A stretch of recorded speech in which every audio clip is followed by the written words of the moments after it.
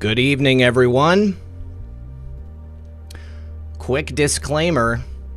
RPN is not responsible for the views, actions, opinions, or statements of its guests or advertisers. The information on this program is not to be construed as medical or legal advice, and an appearance on the show is not to be considered an endorsement. But as always, you're encouraged to do your own research. Enjoy the show.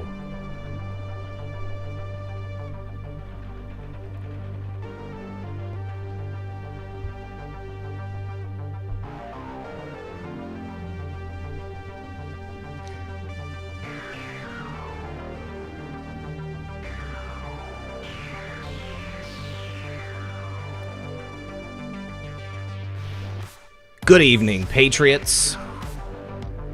Thank you so much for joining us tonight.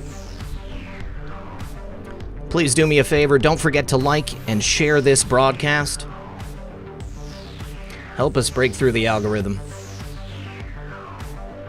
We've got a very special show for you this evening.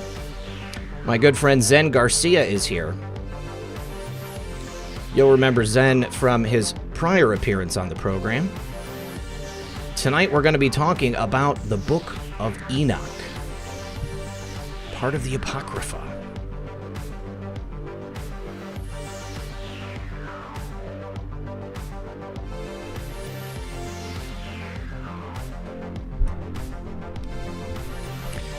Of course, there's a bit of controversy around the Book of Enoch, but I figure, why can't we talk about it?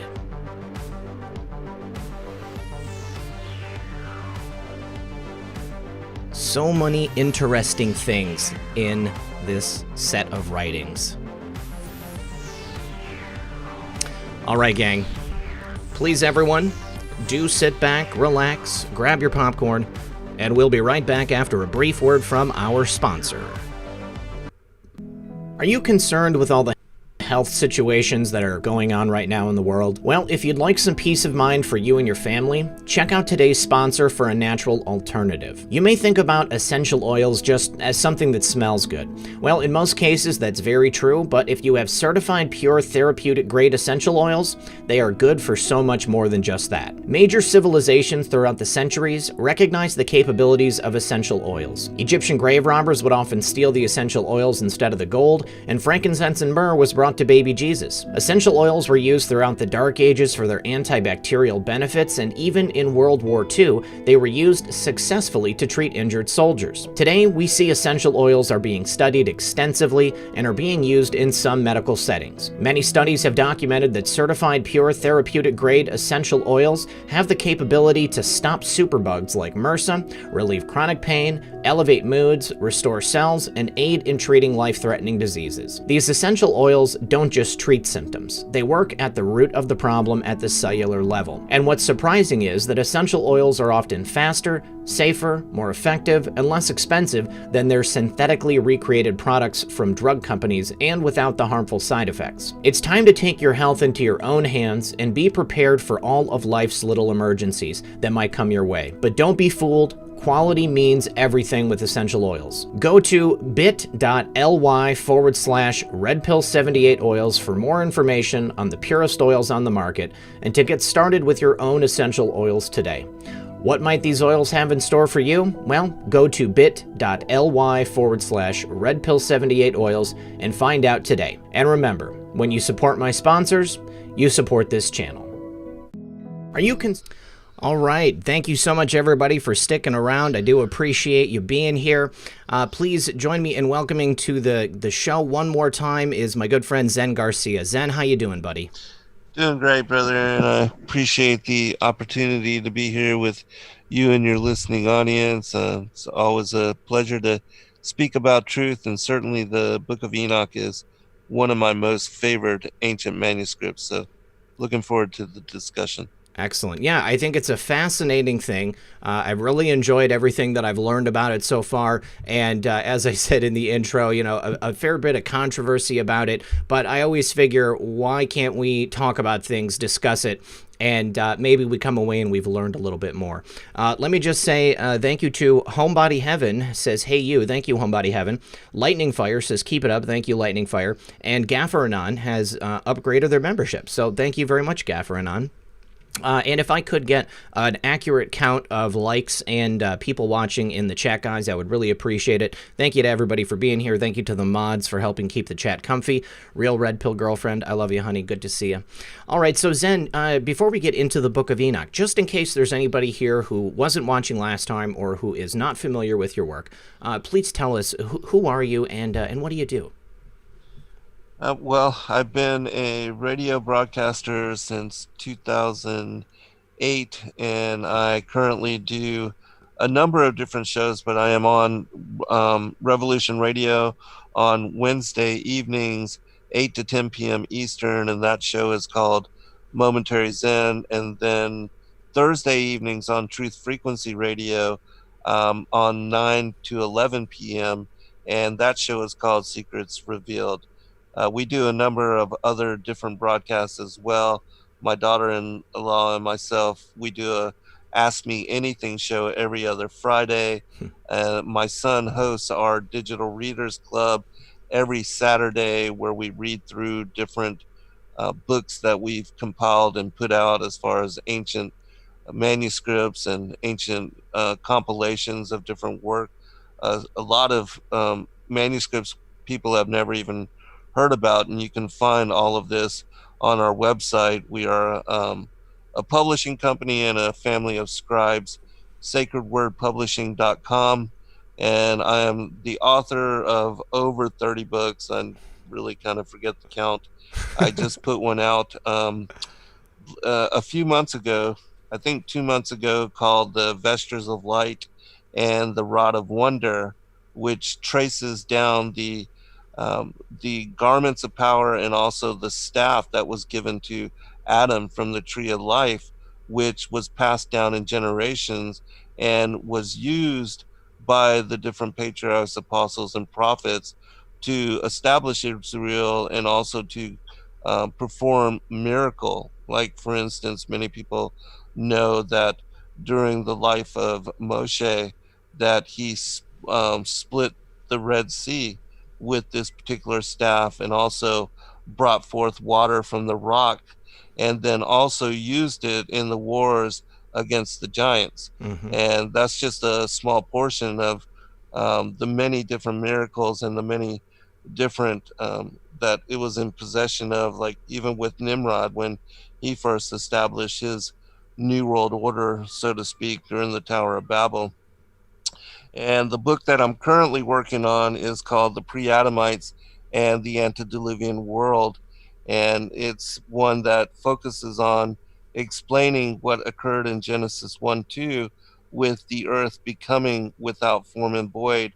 In the Hebrew, it implies that the earth became a deserted wasteland and an indistinguishable ruin. And wasteland and ruin, both of those words imply that something occurred for it to have caused the earth to take on this form. And so I explained this in great detail, connecting it with the original war in heaven and the timing of the fallen angels and their being cast down here to the earth, and that they were here before we were. And that the Bible also speaks about a previous age that had become destroyed, and that led us into the last 6,000 years of human history, where modern humanity, we find ourselves incarnating into flesh form in this world where, Legion, Satan, Lucifer, and the 1/3 of the angels of the Most High that had rebelled against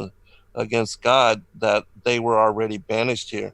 And that's why we find in this world the prevalence of evil and the propagation of it. And that will continue until the harvest with the second advent of Christ and at the end of days. And so, so you can find many of my books and a lot of topics. Even tonight, we're going to be speaking about the Book of Enoch. And my 9th book is The Flat Earth as Key to Decrypt the Book of Enoch, where I explain how only looking at what Enoch is describing for the motions of the luminaries by applying it to the backdrop of the earth as the foundation, and that explaining that it's the luminaries, the sun, the moon, Saturn, Mercury, Venus, Mars, Jupiter, that move and circle around the North Star Polaris, that one can understand his description of these luminaries moving from east to west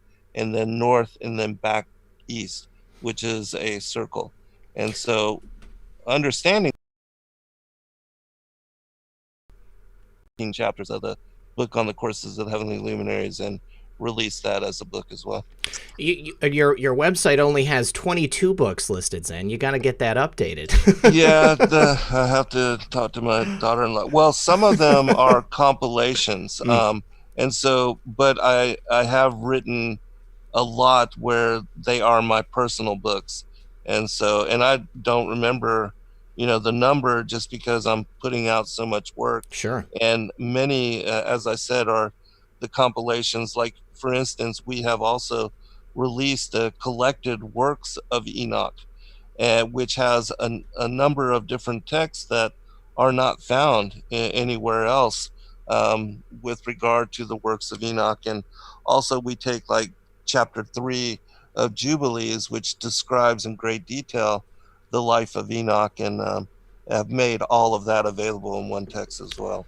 Let me just say a couple of these quick thank yous. Baby Yoda said, Red, you are a master at what you do. You have created something truly wonderful. You've created a wonderful family, too. My best to you and all these fine folks in the chat. Thank you. Baby Yoda, obviously, love you, brother. Thanks for that. Homebody Heaven asks, am I blocked? I don't see my chats. Homebody Heaven slow mode is on. Or rather, it should be, because it's supposed to only allow you to chat so much, and unfortunately, slow mode is not on. That's why it's not working. But yes, you're only supposed to be able to chat once every 2 minutes, because there's just so many people here, and it makes it difficult for everybody to keep up and watch. Tanette Booth says, chat issues. Clear out, clear reasons, come back in. I've seen a couple of different people say they're having issues with the chat tonight. It's not lining up with the chat that I have on the screen. Definitely, YouTube is messing around with things on both of our ends, so go ahead and clear out, come back in. It'll probably work that way. ZooQ Review says, scary, God sent me recently to this book. Seriously, goosebumps. So Enoch, we know, is a historical and a biblical figure because he does appear in the Bible. The Book of Enoch, as I understand it, Zen, was first discovered in Ethiopia in the 1700s, or was it maybe the 1600s? And then it was again found, or at least pieces of it were found, in the Dead Sea Scrolls. What is the Book of Enoch, and how did we actually find it in the modern age? The Book of Enoch is a testament, and what you'll see is that when you really examine the ancient manuscripts, you find the testaments that were passed down from generation to generation, beginning with Adam. And they had a tradition where the elder patriarch would gather his children around and then prophetically reveal to them what the Most High has revealed to him about the coming generations. And so, beginning with Adam, this basically, it was a tradition that was passed down. Every time a patriarch was going to die or pass on, they would gather the family around them and tell them about their lives, about what occurred to them, about prophecies connected to, what occurred to their life, especially with Adam being cast from paradise, banished here to the earth. That's the story that he retells to his children. And then Seth also, and onwards, they do the same things. Well, with the Book of Enoch, we find that there's a particular text called the Book of the Secrets of Enoch, which is it speaks about how it's called the Assatir. And in this particular book, it talks about how the books of creation that were given to Adam were passed down and given even unto to Enoch, and then to Noah, and then to Shem, to Abraham, Isaac, Jacob, and on and on.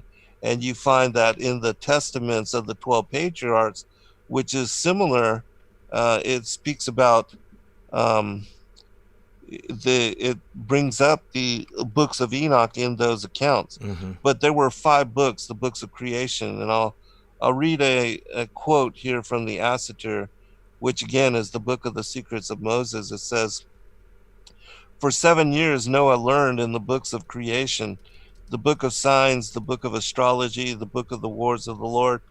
These are the books of Adam."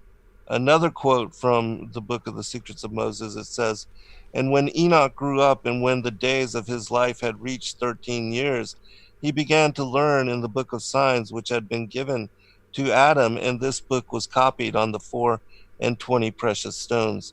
So there's mention of these books that were given to Adam, and he passed them down to Enoch and to Noah and on and on. Well, it's my opinion that when you understand what the books of creation are, even though there's 3 mentioned here, the book of the signs, the book of the wars of the Lord, the book of astrology, there was also the book of the generations of man and the book of the law.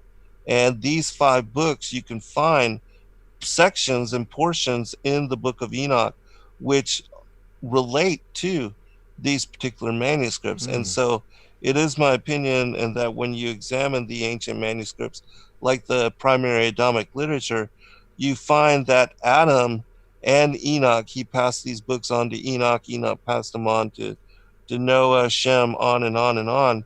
And that they were all initiated in what is called the Order of the Ancients and the Church of the Firstborn. Mm. And some of what I talk about in the Vestures of Light and the Rod of Wonder is that there was these garments of power and also this staff, which was, it had the name of the Most High God, Yod-Heh Vod-Heh, inscribed upon it, as well as what was going to happen during the Exodus with the 10 plagues, and also had the names of 6 of the patriarchs and 6 of the matriarchs found upon it.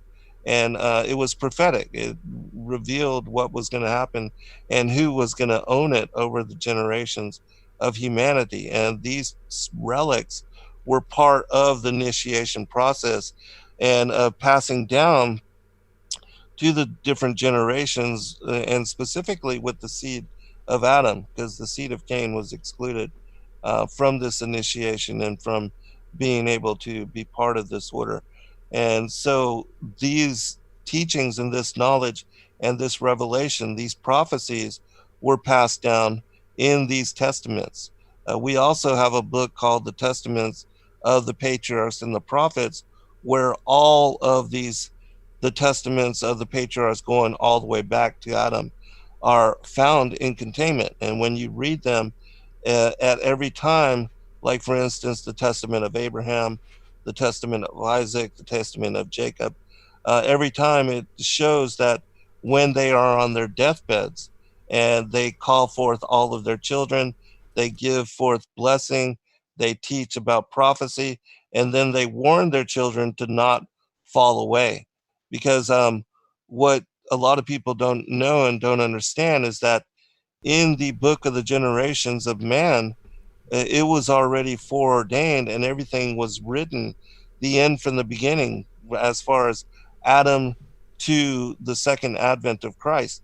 All this, as far as the history of humanity, was revealed in this text. Mm-hmm. And so when they read from it, they learned and knew about what was going to happen, and the children that would be born unto them, the generations that would come. And also specifically, I mentioned the book of the wars of the Lord. This describes the enmity between the seed of the woman and the seed of the serpent as it plays out all throughout history. And so that's why it is mentioned. And if people read another text called the Testament of the 12 Patriarchs, where you have the different patriarchs of the 12 tribes, they talk about what's going to happen to their children. They warn them to not fall away, because that is in fact what happened. That's why Israel was divorced. And we see that the Gentiles were grafted in because the Jews rejected Christ as Messiah. But all this was foreordained, and it was forecast in these books. They also mention learning and reading about this from the books of Enoch the righteous. And so the Testament of Enoch was very well studied. And as you mentioned, it was rediscovered in the Ethiopic canon by I forget his name. I think his last name was Bruce. But he brought copies of it, 3 back to England. He transcribed one himself. I believe he gave one to the Vatican Church, and another to the the Louvre in Paris, if I'm correct. But anyways, all 3 of them made translations of the text available, and that's how it came to light for Western cultures again. But it had always been a part of the canon of the Ethiopian people, which are very ancient Christians, and that this knowledge was once commonplace. And the Book of Enoch is described in the discourses of the ante-Nicene church fathers, in their deliberations on whether to include it as part of the canon or not. And so we currently have, as I said, there are 3 books of Enoch, which most people are aware of. But as I told you, we put together a collection of the works of Enoch where there's many texts that people are not aware of that are part of this collection. And so I'll just read really quickly the contents of the book that we put together called The Collected Works of Enoch, for those that might be interested in, learning and getting full access to what is available to us. The first text is called The Account of Enoch the Prophet. The second portion is from Jubilees chapter 3 and 4. And then we have the Book of Enoch, the one that we'll be talking about tonight, and which most people are familiar with. Then the Book of the Secrets of Enoch, which is Second Enoch. The Aramaic Dead Sea Scroll fragments of First Enoch, which are again a confirmation of that Enoch was written in the distant past, and also is prophetic in that it speaks about the elect one, Christ, and he as being the Son of Man, and that he would assume the judgment seat at the end of days to bring forth what is the harvest and the separation of the peoples into the wheat and the tares. Okay, I've got so many questions. Let me just do Sure. these thank yous from the audience. Let's see. Denise had said the Book of Enoch, one of the hidden books we aren't supposed to see, being an ancient Eastern history nut. I'm really excited about this show. And Denise had also asked in the chat who Engen was. That is Zen's son. He is in the call so that he can record and stream it himself. Rook Castle is interested to hear any thoughts on Nephilim. That's definitely something I want to ask you about. And Red Pill Doc says 8 copies found in the Dead Sea Scrolls. So my first question is, if this was at one point canon, and we have a historical precedent set within the current Bible, and we obviously have the archaeological precedent set with it being found within the Dead Sea Scrolls and then in Ethiopia, why and when was it removed as an official text and moved into the realm of Apocrypha? When the canonization process took place with the Council of Nicaea. Okay. And it was actually, an authorized version of the Bible came out, which was a collection of manuscripts, which the Roman Catholic Church had approved of, and many texts were excluded. How many? Literally thousands, Wow. because back then, there was no Bible in the early establishment of the ecclesia and the church. And literally, the apostles were writing down, and everybody that had witnessed miracles and those that became the church fathers, they were writing down their epistles, and others were writing down stories of what they had witness of the miracles of Christ and his being here in flesh embodiment. And so there were literally thousands of manuscripts which had come forth in that time, but because there was not a publication process, these manuscripts were hoarded and protected and preserved, and many of them were not released to just any common the lay people, but they were protected and kept for the elect only. Even when the temple was destroyed during the time of Nebuchadnezzar, and all of the holy books of the Jews were lost, the Hebrew people, Esdras was assigned by the Most High God to rewrite and to bring forth again 200 plus books, and 1/3 of them were only to be released to the masses, and Wow. then the other 2/3 were to be protected and preserved for the elect alone.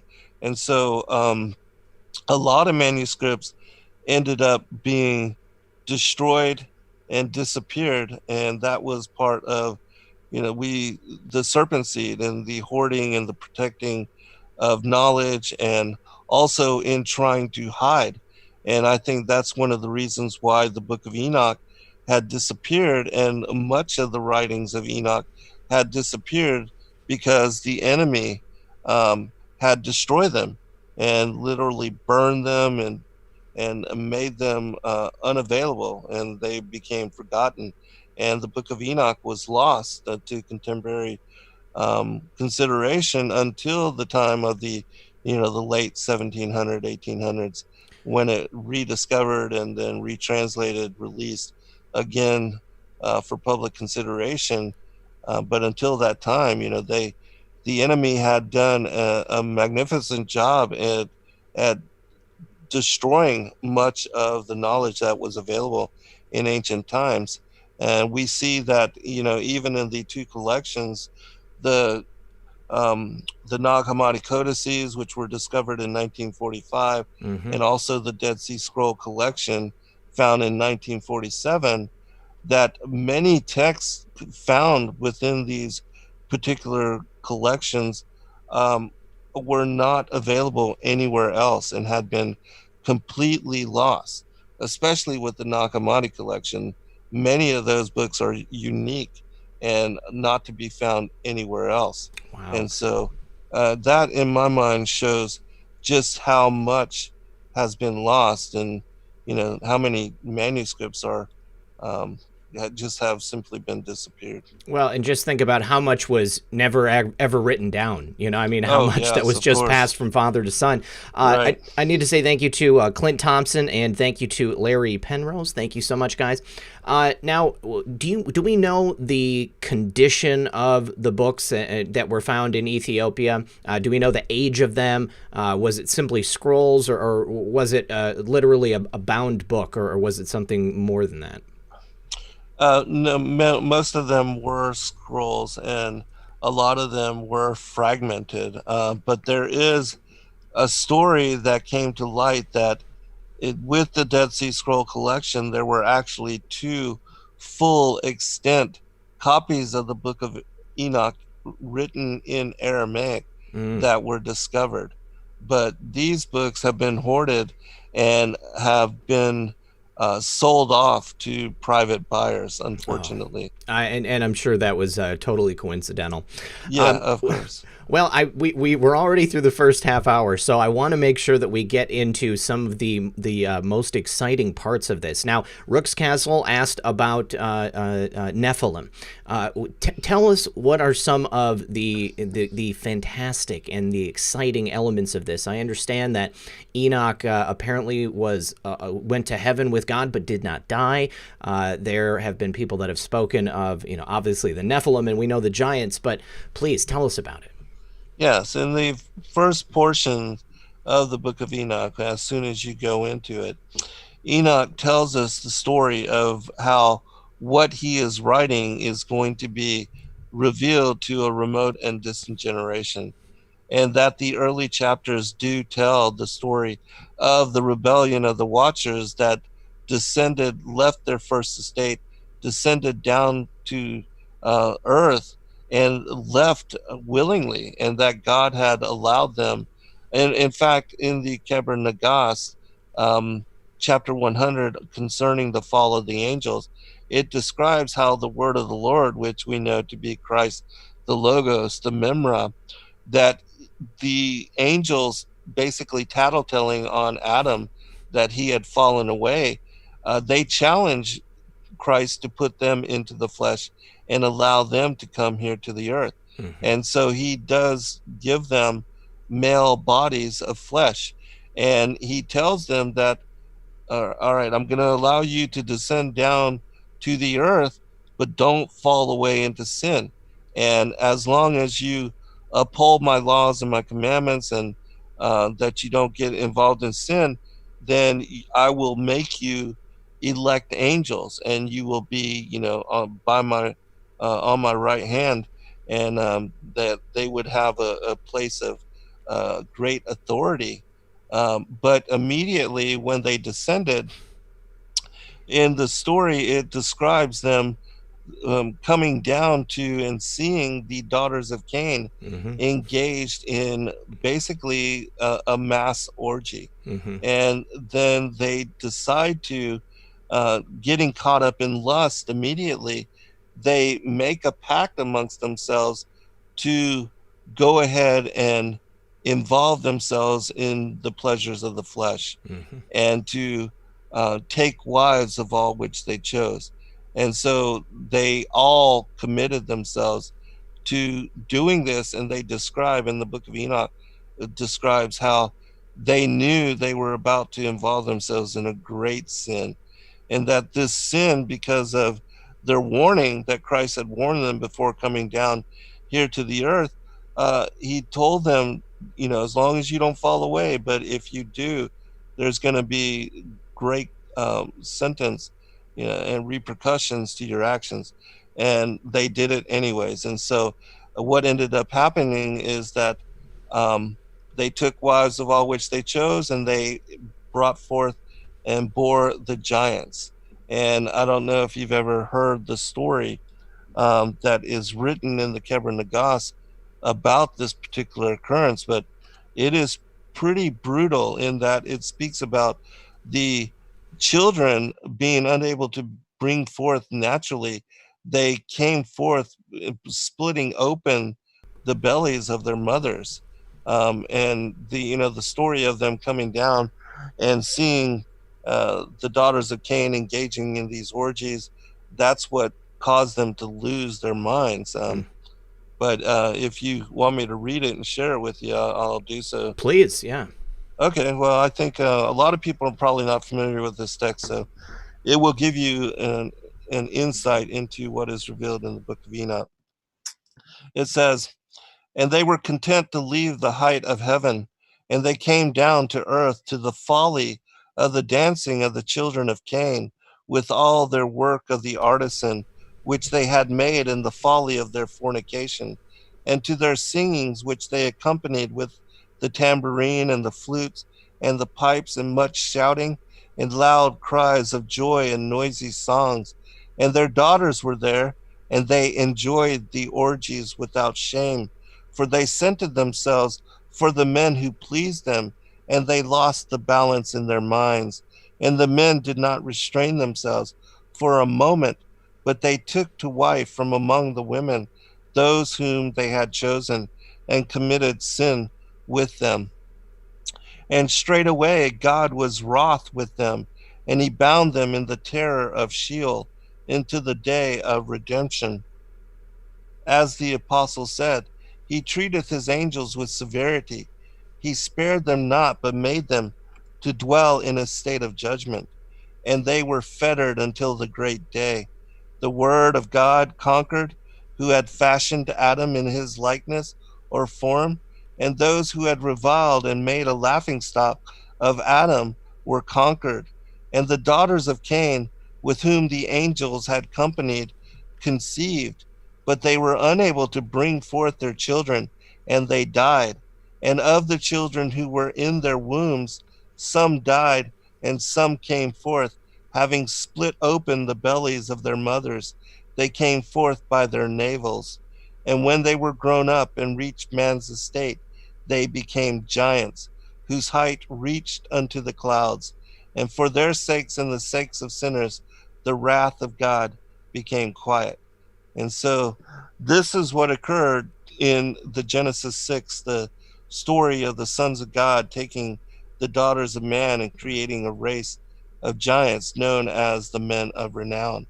And even though we only get, that little bit in Genesis, um, when you read it, you're like, what? What did the Bible just say? Right. And so anybody that's paying attention, uh, when you read that, you want to know more. Mm-hmm. And so it's my opinion that the Book of Enoch is the source that one should go to gain clarity on what happened there in Genesis 6, because there's only a few other passages that really point to what occurred in Genesis 6. One is Second Peter, and the other is the book of Jude. And both of them speak about the angels going after strange flesh, Mm-hmm. and that, falling away, that God bound them in the terror of Sheol.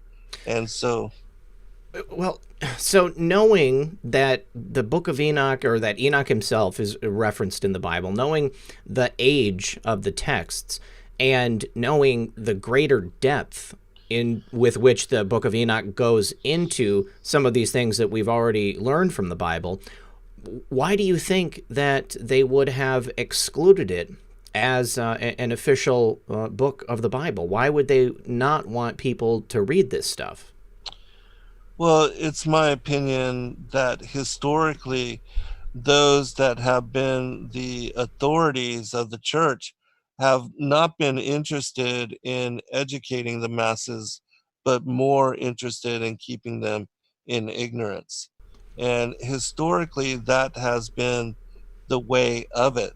And so, even in this day and age, we see that the powers that be are conspiring. Even YouTube is censoring numbers, and even the ability to search out a particular video, or to bring forth information on a certain topic.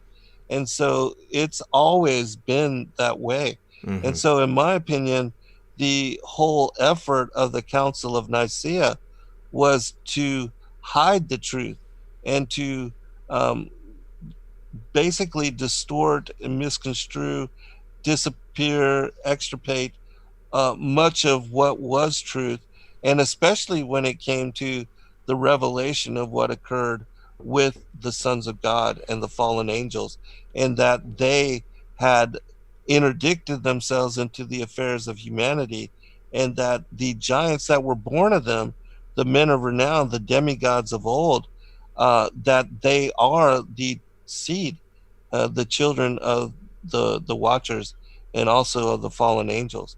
And so when this particular story is removed from scripture and that understanding, much of what has come down to us as mythology becomes misconstrued and misunderstood. Mm-hmm. And people believe that those episodes and the occurrences of those particular events in those particular days are all fairy tales, Mm-hmm. and that they have no basis in truth.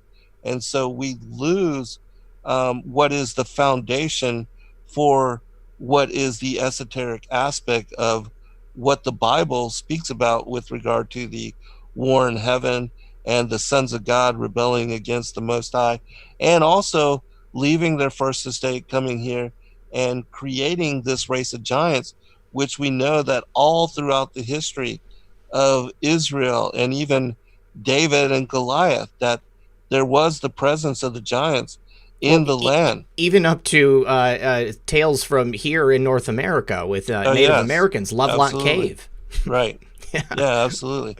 And Oh there my! are even stories currently of in the Solomon Islands that giants are still in existence, and Really? still, yeah, still abducting the native peoples there. And this goes back to even 5 years ago. There was a woman that had escaped from her captors and came forth with this incredible story of, her abduction by the giants and being kept slave for them Wow. for a certain period of time. And yeah, there's a book called The Solomon Island Mysteries that speaks about this current phenomena and how, the giants um, are still in existence there in those islands. I'm going to order that. That sounds great. It is a fantastic read. I saw somebody in the chat asking what I was vaping. It's juice head, pineapple grapefruit, and it's delicious. The reason I don't often advertise it is because I don't want everybody to go buy it up. It's in rare supply. Just I just need to say thank you to Red Pill Doc again. Freight Awakening says, how do I explain billions of people to non-believers of creation and Adam and Eve? Incest always comes up. Bloodlines is bad. Love you both. No Cuomo. This is something that people are always going to ask. I mean, what do you think, Zen? I mean, is it just that God relieved the earliest generations of people of genetic abnormalities that people would be struck with today? I mean, how do we explain the fact that life on Earth started from essentially two people? Well, that is only the modern age, and then going back the last 6,000 years. As Right. I said, that when you look at the narrative in Genesis chapter 1, verse 2, you see that Elohim created the heavens and the earth. And then all of a sudden, in chapter 1, verse 2, the earth became without form and void, Mm-hmm. meaning that something led to the destruction of that age. And when you look at Second Peter chapter 3, you see that Second Peter the apostle speaks about the destruction of the first world age. Mm-hmm. And this is described in many different places by many different um, prophets of old. Jeremiah in chapter 4, verses 23 through 30, he describes a time when there was not yet man, and yet the cities of the wilderness had been destroyed. And in my opinion, this information and the book that I'm working on now reveals what occurred to the Atlantean age Mm-hmm. and to the fallen angels that had ruled as the dragon lords of that time. And that the ancient mythologies, the ancient stories of the destruction of Atlantis from both above and below, that not only were the heavens sent raining down in fire and brimstone upon this culture, but that the earthquakes and the mud floods and the inundations, the tsunamis, everything was thrown against it, so that this ancient culture became lost in memory. And Ezekiel chapter 26, verses 19 and onwards, speaks about this as well.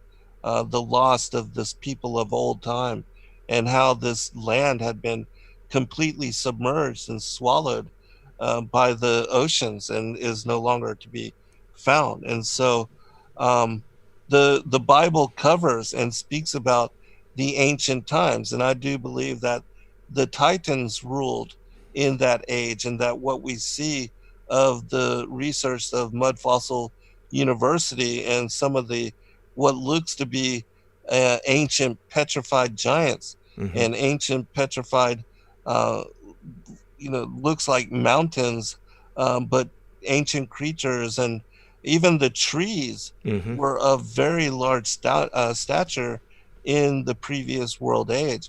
And so there's a huge part of what is the ancient past and what the Egyptians called Zeptepe, or the first times, the prior times, when the demigods and the fallen angels ruled here on the earth.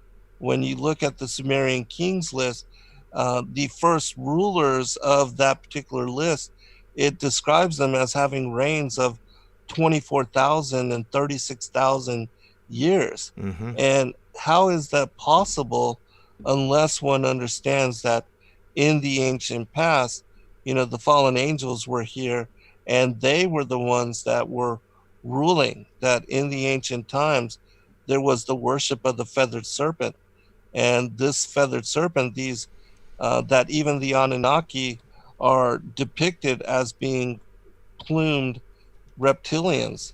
And so in many of the cultures worldwide, it describes how these dragons descended out of the heavens, and that they were the ones that seeded and brought culture and civilization to the different kingdoms of the world.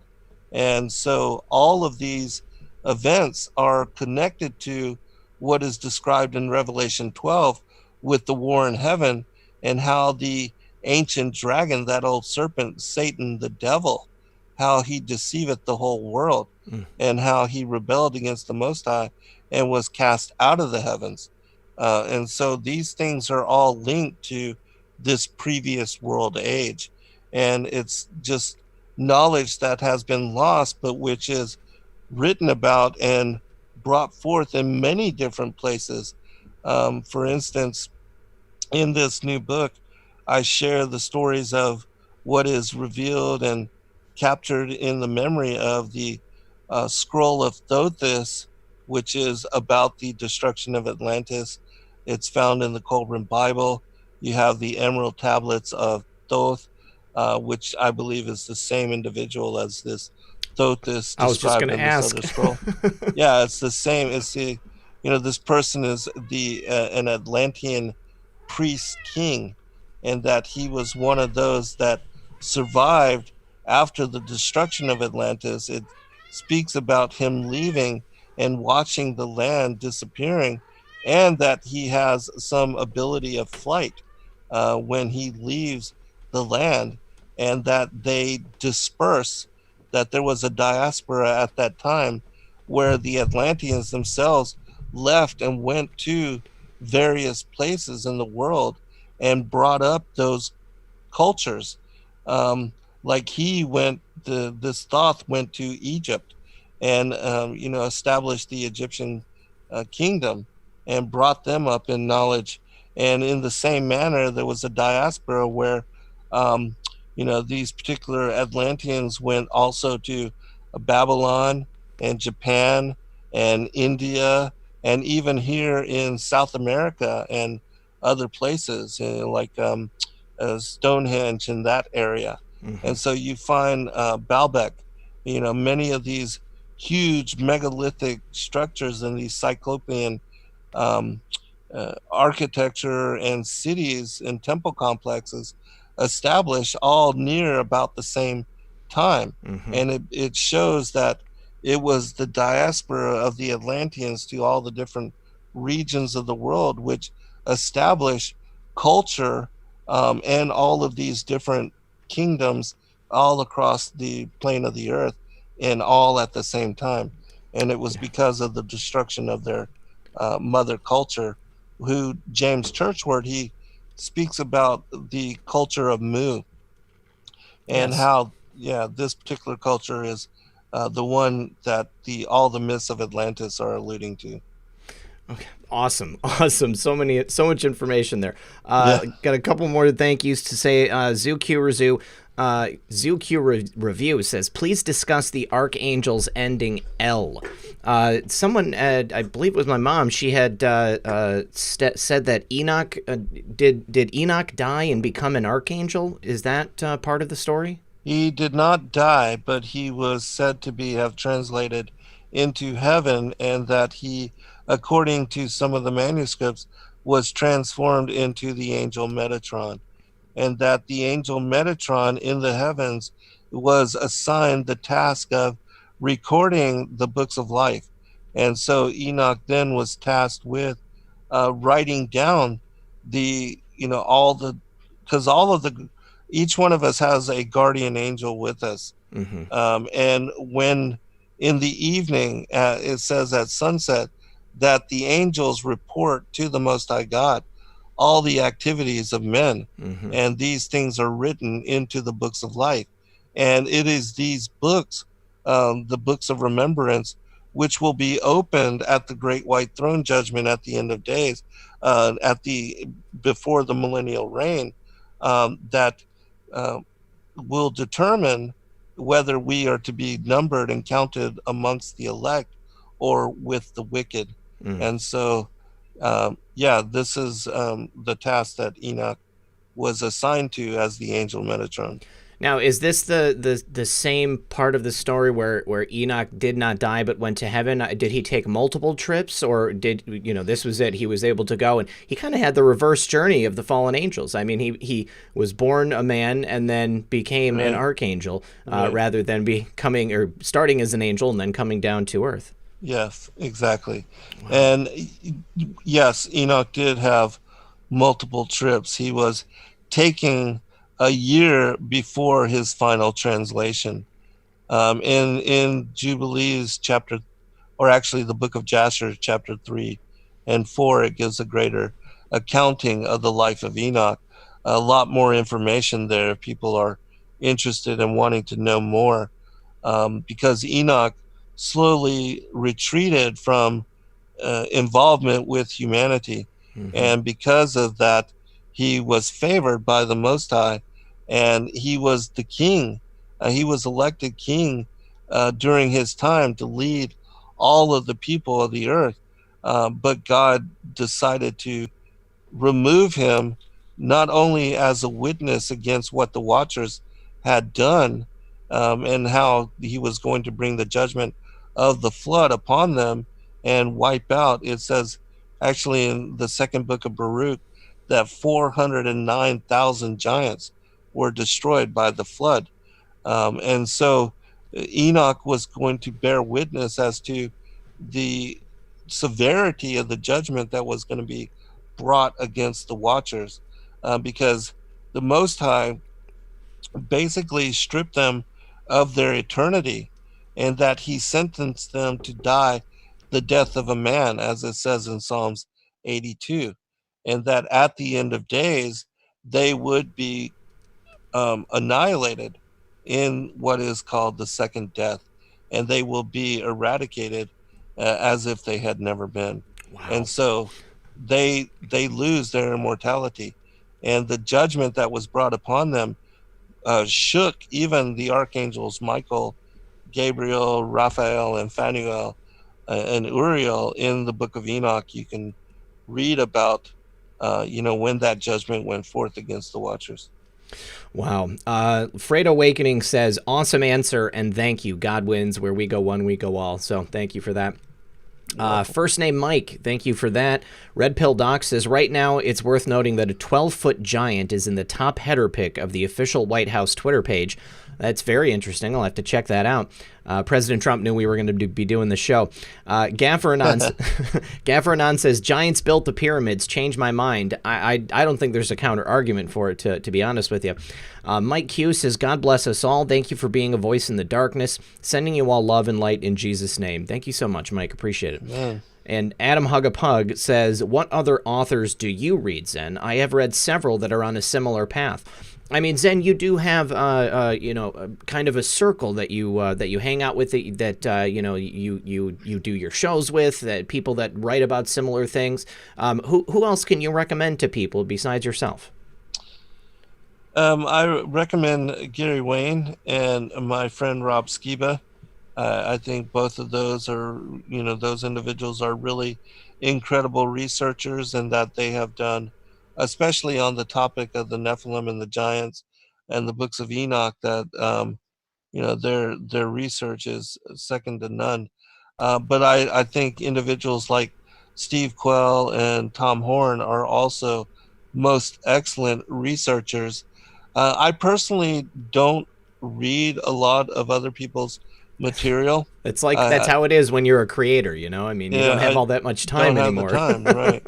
Exactly. Yeah. And I'm busy not only writing my own stuff, but the time that I do have available and free, I like to research the ancient manuscripts. Mm-hmm. And so I read the pseudepigrapha, the apocrypha, the Nag Hammadi codices, the books of the Bible, the extra biblical texts, and that's where I place the majority of my focus when I do have time to read.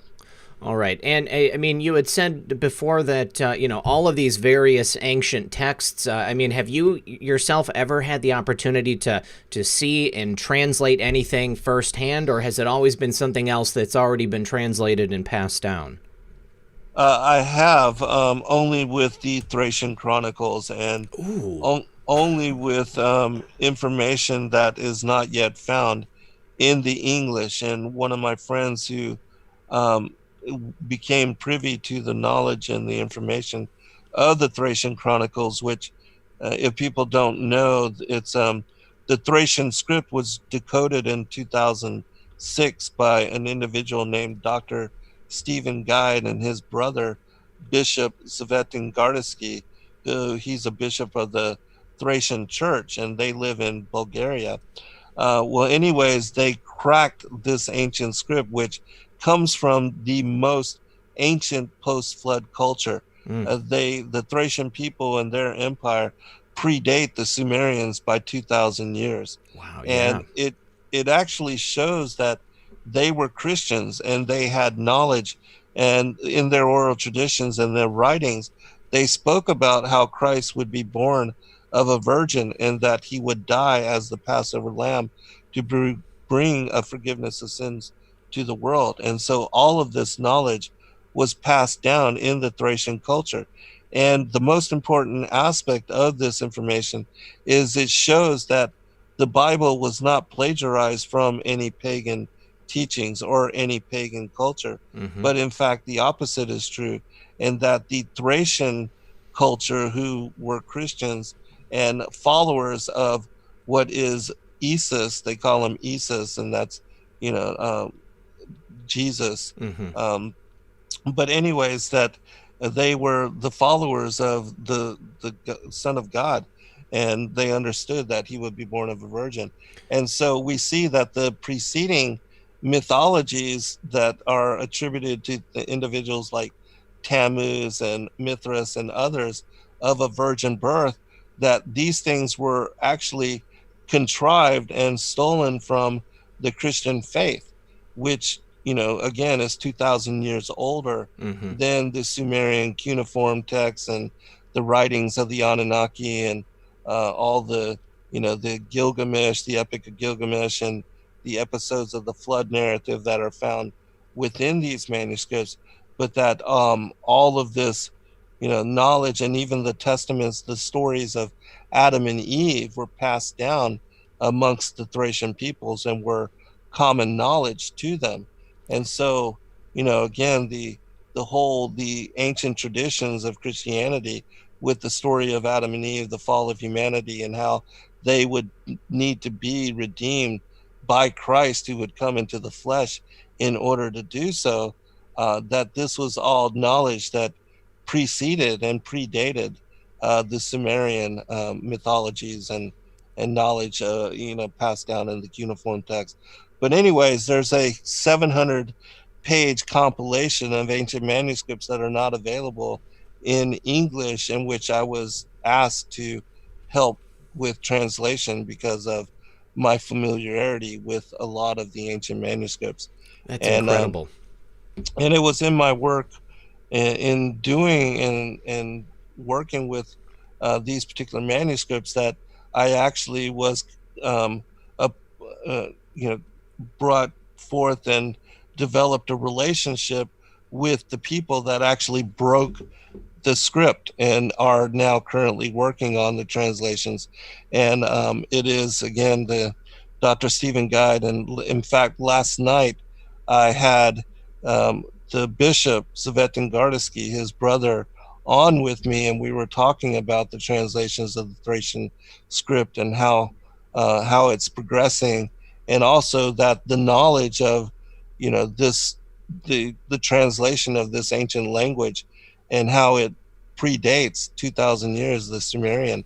All of that was brought forth, and we are now doing a show once a month together so that he can help people to understand the traditions of what is the Order of the Ancients, because he's tied together with one of the 7 original churches spoken about in the Revelation, 2, that were set up by the apostles Thomas and Andrew there in what is Bulgaria, where they live, Sophia, which the word Sophia is wisdom, and is attributed to the Holy Spirit. But anyways, all of that is really incredible information. If people want to know more, on our YouTube channels, Endeavor Freedom and Zen Garcia, I have a playlist of the Thracian Chronicles where I've read the account of the Book of Enoch and the Chronicles of Longinus, which is an incredible story.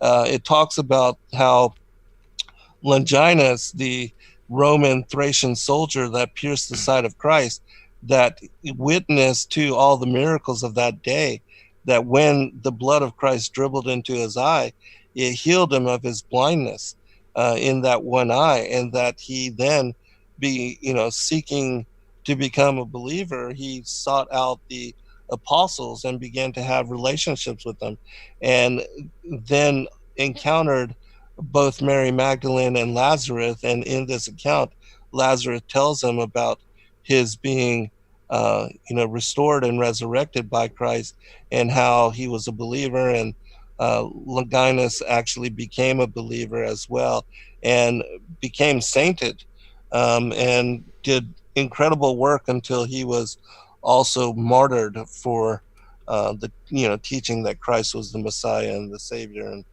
all those things. So really incredible story. And then there's another one called the Book of Navi, which I talk about, and it actually describes how the destruction of the old world, that Navi, this particular priest, this ancient Thracian priest, who we know as Orpheus in the Greek and Roman mythology, how he was led to rediscover the ancient teachings, and that he dug them up and retranslated them and made them available after the flood of Noah's day to the people of the world during the ancient Thracian Empire, again, 2,000 years before the time of the Sumerian and the Anunnaki and their rule, that he made all of the lost teachings of the testaments of the patriarchs and the prophets available to the world again. And so it's my opinion that it was his work that preserved the stories and the narrative of even Adam and Eve, which we find revealed again to Moses in the Torah and the Pentateuch. Well, and also the Thracian culture, I've only just learned about them in the last couple of years, and I think that the people of Eastern Europe have really only started to learn about them. I saw a documentary about Romania, and it was talking about how during the Cold War, during the time of the USSR, all the archaeological sites, any information about the Thracian culture and then the Dacian culture after them, it had been completely covered up, and they were always told that they descended from Romans, but it's more likely that the Thracians were pre-existing. I mean, everything you've just said, it backs it up. They were there, and then they eventually were taken over by the Romans, who or something. I don't know. But I saw like a 2 to 4 hour documentary. I believe 2 hours on the Thracians and then 2 hours on the Dacians, and it just leads it right through. But that bit of information there, it really puts a bell on it for me. I really enjoy it. I need to say thank you to KSJ Fine Hearts. KSJ Fine Hearts, thank you for joining as a member. Now, guys, I've opened up the phones so that you guys can call in and ask Zen your own questions. If you take a look at the description below the video, I've put the link if you missed it in the chat. There's also the phone number, which I'm going to put... Actually, I'm sorry. The phone number's on the screen. You've got a phone number for the East Coast, and then you got a phone number for the West Coast. The meeting ID is right there, and then the password is there as well. They are correct. I have guaranteed it, and we have our first caller on the line. So, Zen, this first hour has flown by. You are a brilliant mind. So much information inside your head. Thank you again for coming on the show. Let's have our first caller come on in. And I just want to remind everyone, please make sure that you've got your stream muted so that when you pop in, we don't get the feedback. No. Okay, caller, you're on the air. Can we get your name? This is Jason. Chase? Jason. Jason. Welcome, Jason. How are you tonight? I'm good. First time caller, but long time listener. I'm Jason Hill in the chat. I comment a bunch in there on most days, but I agree with everything that Zen has been talking about on the show tonight. I just wanted, except for one difference that I believe he was talking about, either the serpent seed or the seed of Cain, and that is not biblical at all, nor is it pseudo-biblical or apocryphal based on from Enoch or any of the other books. Nothing is stated that Cain seed had some kind of evil intent. No one ever mentions that in the Bible or any of the other books. Also, the reason why Cain wasn't accepted by God is because his sacrifice did not contain a blood sacrifice. Atonement for sins is through a blood sacrifice, just like when Jesus sacrificed himself for us. He shed his blood for our salvation.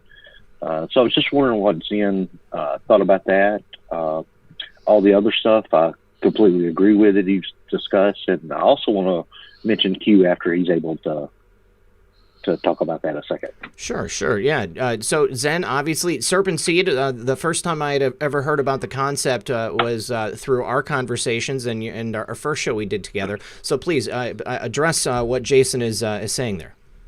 We can agree to disagree on that, but I've written a 400-page book on this particular topic. It's called The Great Contest 2, The Enmity Between the Seed Lines. And I welcome anybody that is not familiar with the concept to examine this particular text and then decide for yourself. Because I do believe that without a doubt, the Bible, even in 1 John chapter 3, verse 12, tells us that Cain was of the wicked one. And Christ tells us that the tares are the children of the devil in Matthew chapter 13, and that the enemy snuck into the garden, sowed the tares. It's telling us about what occurred in the garden in chapter 3, and also Paul in 2 Corinthians chapter 11, verses 2 and 3 speaks about how the serpent beguiling Eve, that's what caused her to lose her virginity and her chastity. Correct. And so there's only, the only way a woman can lose her chastity is by being physically corrupted and sexually seduced. And that's exactly what is being alluded to by Paul and also Christ in Matthew chapter 13. But again, brother, we can agree to disagree on this. It's not a salvational issue.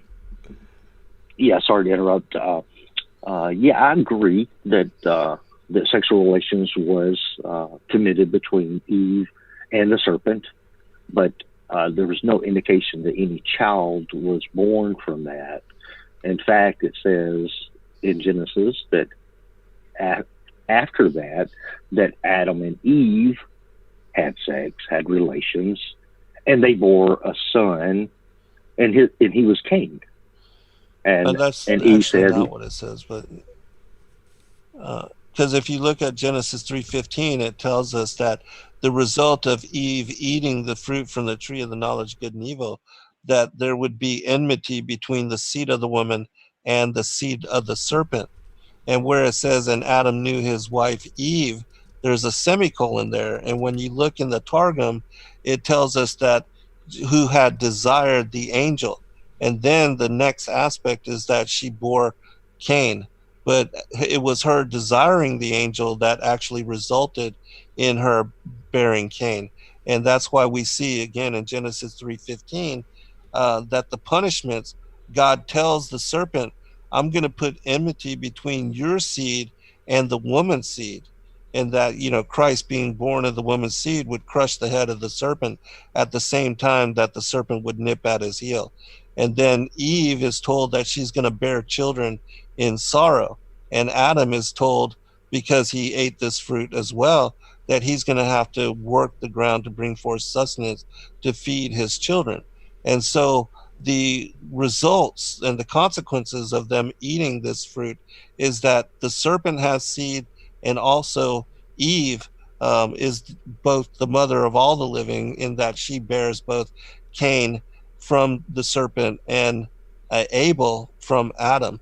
And that's why we see her being, referenced as the mother of all living, and there would be enmity between these two bloodlines. And in fact, that's what occurred. Cain, who was a murderer, deceiver, and liar, just like his father, because the devil is reckoned as the same thing in Scripture, that it is because he's from the devil that he has this evil disposition and murders his half-brother Abel.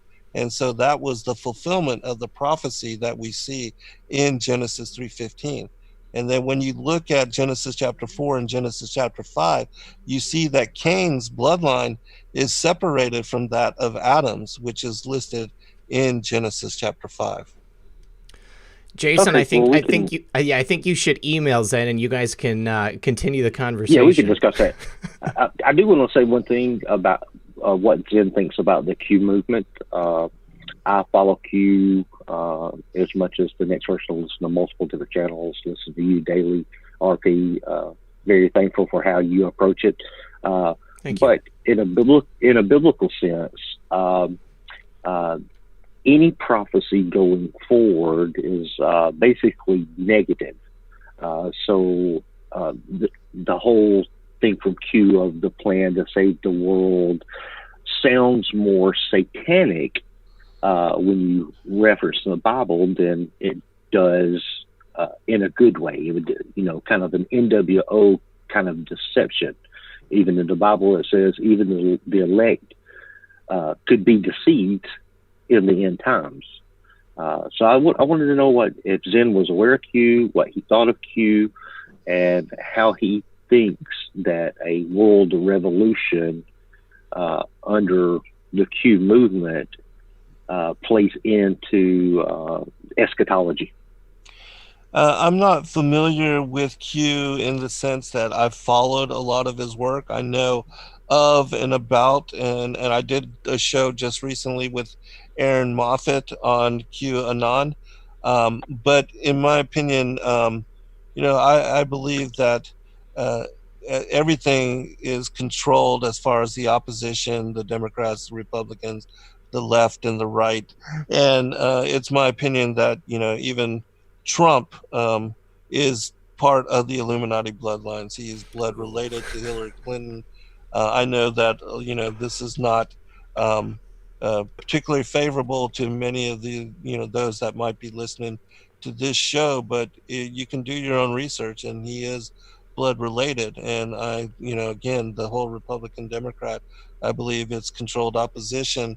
And I believe that, in my opinion, it's going to be Christ that resolves the issue, that humanity is not going to save us from ourselves, and that the New World Order, the beast kingdom, will come to power, as it says in the book of Daniel, that we are still fulfilling the prophecy of the statue that was shown to Daniel, that was given to Nebuchadnezzar in a dream, and that the Antichrist will come to power and reign over this beast kingdom, and that it will take the coming of Christ and the two witnesses, which I believe will be Enoch and Elijah, that will end what is the reign of the Antichrist. All right. Jason, I appreciate your call, buddy. Thanks so much, RP. Hey, we'll talk to you soon, buddy. Thanks for calling in. All right. All right. And as everybody knows, just because Zen and me don't see eye to eye on everything, that doesn't mean we can't have him here and have a good time still. So, Zen, absolutely. I totally appreciate your point of view. Let's go ahead and hold on. Oh, my buddy Robert Crypto Beatles is on the line. While I'm waiting for him to pop in, I just need to say thank you to him. He said, "Sup, brother? Love the different topics covered. I have a lot of questions for Zen, and maybe I'll call in. Where we go one, we go all. Stay awesome, stay sane, everyone. God bless." Robert, you're already here on the phone, so I'm going to give you the opportunity to ask Zen a couple of questions. What is up, brother? There he goes. All right, man. Good to see you. Thank you for calling. It's great to be here, man. Great to see you. Yeah, I had to turn off the audio from YouTube, so cool. We're in live time, man. Zen, I just caught a little bit of what you're saying. It sounds like you're super smart, and you're able to quote the scripture just from just your brain. That's incredible, man. I love people that have that kind of intellect and recall. What's some of your thoughts about, and I don't know really much about this at all. I've heard stories in the past about Eve not being the first woman. There was a woman called Lilith. And forgive me if you covered some of this stuff. I listened to the first couple minutes of this, and then I had to do some stuff with the son. I came back and came in and listened to you guys now. But have you heard about Lilith? Is there any truth to that at all? I do, and have studied and looked into Lilith in great detail. In fact, that book that I just made mention, The Great Contest 2, chapter 13 is about Lilith. And it's my opinion that in the story of Lilith that is brought forth by St. Ben Sirach, he tells us that Lilith, because she refused to be submissive to Adam, that she then left the heavens and descended down to the earth, and then copulated and became a demoness and took on Asmodeus, I believe, as her husband and fathered demons by him. But in my opinion, and in the work that I've done, I do not at all believe that Lilith was Adam's first wife. And the reason being is because when Adam was created, he was initially created as an immortal, bright-natured being, and he was placed into the paradise of God. And then we see that Eve is separated from him, taken from him, and that is when the female nature, as far as the Adam and Eve of modern humanity, came into being. Now, a lot of people believe that because it says in Genesis chapter 1, verses 26 through 28, that the pre-Adamites and humanity that is created there, they are created in the image of the Godhead, male and female created he them. And so a lot of people take that account as that Lilith was created with Adam and that she was his first wife. But in fact, if you read the story carefully, you'll see that these particular beings, which they are, again, they're the pre-Adamites, and something that I'm writing about right now, because they were created on the earth after the earth was destroyed in Genesis 1-2, and they were created as hominids and told to be fruitful, to multiply, and to go forth and replenish the earth. Which again, that word replenish tells us that something occurred, and that what we see in Genesis 1-3 and onward is that God is having to restore the earth, to recreate it and to refashion it, and that all of the creatures which were destroyed in the first world age, they are being recreated to re-inhabit the earth. But Adam, that was made in Genesis chapter 2, verse 4, this Adam was created and placed into the paradise of God. And as I said, he had a bright nature. He was immortal in aspect. And it wasn't until he ate from the tree of the knowledge of good and evil that when Eve ate the fruit from the tree of the knowledge of good and evil, that they took on mortal form. And God told them that in the day you eat thereof, you shall die. And so what occurred is that when they touched this tree and ate the fruit from the tree of the knowledge of good and evil, they took on mortal aspect. And that was when their genitals actually appeared, and they took on what we call beastly form. And that is in the moment that Satan seduced Eve and impregnated her with Cain. And then we see that the story, she shares the fruit with Adam, and repeating the act that he impregnates her with Abel. And so that's why we see in Genesis 3:15 again that we have that God says to the serpent, I'm going to put enmity between your seed and her seed. And the serpent's seed was Cain, who is of the wicked one and has the same disposition as the devil. He's a murderer, a liar, and a deceiver, even lies to God about having killed Abel after committing that act. And we see that Adam and Eve are not in, they do not have evil disposition like Cain. And so it was after their eating this fruit and Eve becoming pregnant with both Cain and Abel, that they are then banished from paradise. And then God puts the cherubim into place to protect the tree of life. And then they are banished here to the earth, where the devil and the demons and, you know, the fallen legion were already banished. And then we see that it's here on the earth that, in fact, Eve does, bear Cain and Abel. The murder takes place, and the other prophecy was that Adam would have to work the soil to feed his children, and that actually occurs as well. And so all three of those prophecies, Genesis 3:15 to 3:17, took place once they were banished out of paradise, placed here on the earth.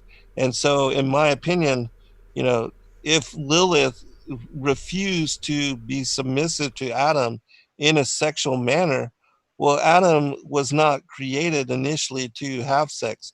He was immortal. And it wasn't until he ate the fruit of the tree of the knowledge of good and evil with his wife Eve that they lost their immortal bright nature, took on mortal form, and were banished here to the earth. So with that whole timeline, Lilith could not have been the wife of Adam, in my opinion. Zen, Gotcha. Yeah, I don't want to hog up everybody's time here tonight. I just had a couple quick questions on. Yeah. So Lilith was one. If Eve had twins, why you think the Earth was destroyed? Via the flood. When a lot of people think that it's because of human corruption, I wonder if it was because of maybe angel corruption, like Gen 6 talks about. Yes. And if you think aliens are actually just angels as described in Gen 6, and if you could talk a little bit about bloodlines. I don't want to take up everybody's time, but I just think these are like really interesting things that when people look at the sky and they say, oh, those are aliens, but if you read Gen 6 talks about those aliens just being angels, and the technology that we see that is completely magical and whatnot is the same thing that you can read about in Gen 6. So there was just a few of those things that I wanted to touch on and see if you could add some insight and some education to us, because we really don't know. And Zen, before you do that, sure. At what age did you start studying scripture? I read the Book of Enoch when I was 18 years old, and Wow. I've been studying the ancient manuscripts ever since that time. But with regard to Genesis 6, yes, the fallen angels, the Anunnaki, the archons, they are all the fallen angels, the rebel ones that with Lucifer, the 1/3 of the angels of the Most High that rebelled against him. In chapter 29 and 30 of 2nd Enoch, it tells us that they were cast down on the second day, that one from out of the order of the angels and those that were beneath him had the impossible thought of trying to be like the Most High. And so it was Christ, the word of the Lord, that threw them out of the heavens, which is why we see in Luke chapter 10, verse 18, that Christ tells us that he had seen Satan like lightning fall from the heavens, because in fact it was the Logos that had kicked them out of the heavens during the initial war in heaven. And so, yes, the fallen angels are the Genesis 6 sons of God. And there was another incursion, because again, the Lucifer and the 1/3 of the angels were cast out on the second day. So they were here from the second until the sixth day, long before the pre-Adamites or modern humanity. And then we see that during the time of Jared, which is Enoch's father, his name meaning descent, that it was then that 200 of the watcher angels, they joined the rebel angels here on the earth, and bringing down the mysteries of the heavens, they were the ones that lusted after the daughters of Cain, and then taking wives of all which they chose, they created the race of giants.